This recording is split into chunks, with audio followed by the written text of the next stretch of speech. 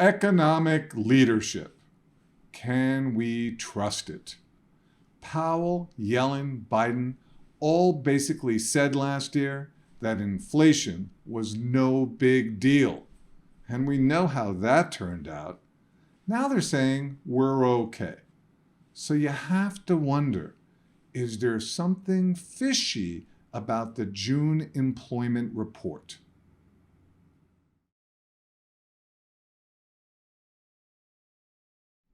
There's been a lot of high-fiving at the White House over the big jump in new jobs. But one economist suggests that there's more than meets the eye in these robust numbers. Jobs and unemployment data have been the only bright spot in an otherwise gloomy economic picture. The trend continued last month with the announcement by the Bureau of Labor Statistics that the nation added 372,000 jobs in June.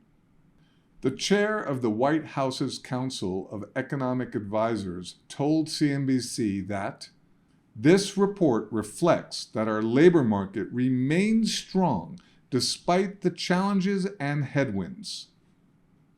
But is that really what it says? Economist Peter Schiff, who famously predicted the 2008 financial crisis, doesn't agree. Discussing the numbers on his podcast, Schiff noted the following. The labor force participation rate not only didn't go up with 372,000 new jobs, it actually went down. Labor force participation went from 62.3 to 62.2. Now, riddle me this, Batman, Schiff continued. How is it that 372,000 jobs were created, yet the number of people in the labor force actually went down? How indeed?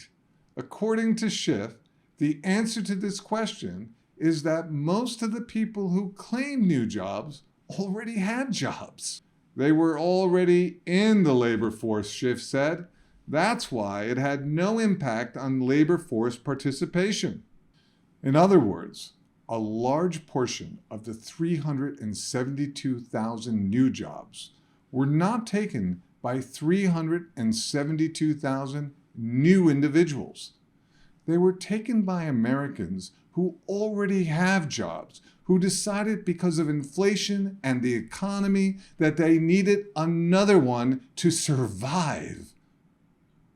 Sure enough, a closer look at the employment report reveals that while the number of new jobs went up by 372,000 in June, the number of individual working Americans fell by 315,000.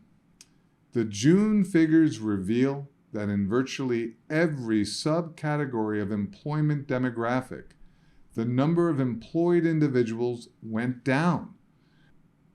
There were fewer individual full-time workers in June than in May. There were fewer individual part-time workers as well. There was, however, a sizable increase in one notable category: multiple job holders. That's right. While the number of individual working Americans declined in June by 315,000, the number of multiple job holders increased by 239,000. Here's the punchline delivered by Peter Schiff on his recent podcast. The fact that so many people who had one crappy job had to take a second crappy job in order to make ends meet because inflation is driving up the cost of living so much, this is not good news. There's clearly no shortage of bleak economic data right now. Inflation is over 9%. There's serious talk we'll see a 100 basis point rate hike later this month. Consumer sentiment remains near all-time lows. And one Federal Reserve economic model says GDP will be negative for the second consecutive quarter, putting us into a technical recession. Earlier, I asked you if we can trust economic leadership. I would love to believe that we can avoid an economic downturn.